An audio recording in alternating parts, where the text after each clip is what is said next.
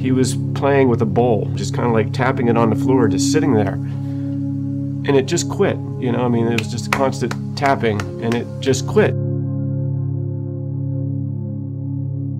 He didn't move, nothing moved. I went and waved my hand in front of his eye, and he just had this blank stare. He didn't do anything at all. I'm actually sitting in my real estate course at the Orlando office, and they actually paged me during the class. And I take the phone call, and it's a message that I have to go immediately to the hospital that my son was taken via ambulance. They had noticed that there was they called it white matter, and they said that he had cortical dysplasia on his brain. There was a surgeon that showed up and a doctor that showed up. And then next thing you know, within a blink of an eye, they come and tell you that there's a tumor on your child's brain, but it's in an area in which they can operate and it'll be fine. It's just devastating to get that information just out of nowhere.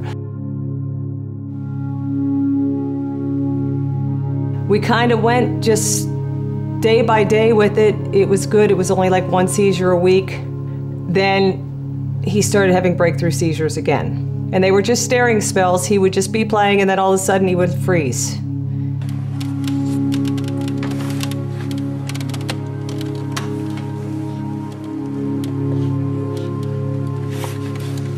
Gotcha.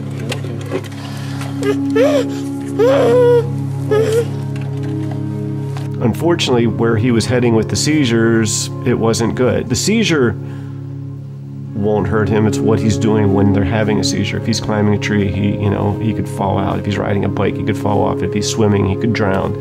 You know, if they're driving later on in life, you know, you have no control of it. It comes on, you don't know what's going to happen. I just was fed up. I was just to the point where all they were doing was changing his medications. We were working with medications.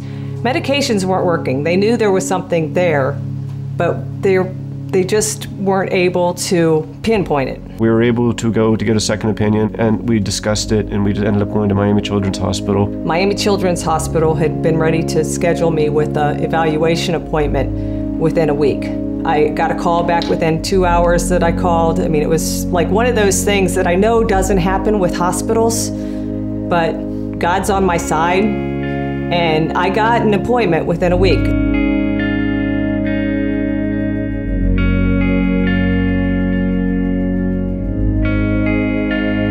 When we get children like this, our approach is to find out what is causing the epilepsy, where it's coming from in the brain, to really understand it better. You could tell the difference immediately in the treatment from Miami Children's Hospital, because you could tell that they were really there to see if there was an answer for us. When we were working up here, I had a neurologist here, I had a neurosurgeon over there, I had a hospital here, you know, one doctor would talk to this doctor, you know, they were all kind of working independently, but, you know, I was just floored by the fact that you had this team of people standing right there, ready to go, to do what it took to help you. We are such a broad program with experience in the most difficult problems, so that we have a team of individuals in our Brain Institute who are dedicated to the care of children with epilepsy.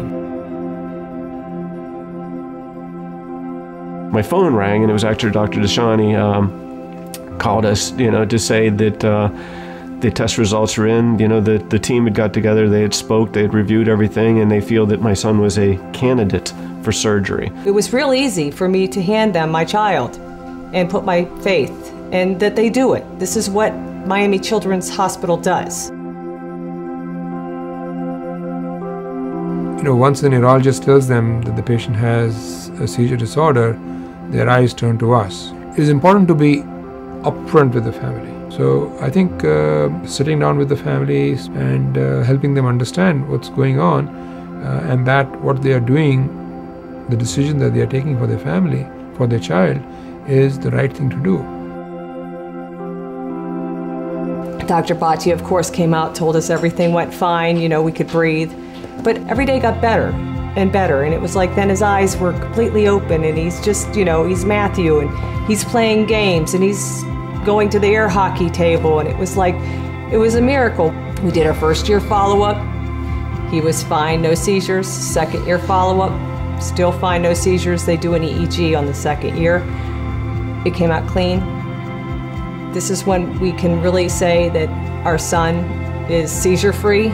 I mean, I live in Orlando. It's about a 3-hour drive to go down there. Every time we go down there, it costs me about $200 to $300. But you know what? Anytime I have to do a follow-up or test, it's so worth my time and peace of mind for me to travel back down there just to see them. If we hadn't found Miami Children's Hospital and this hadn't been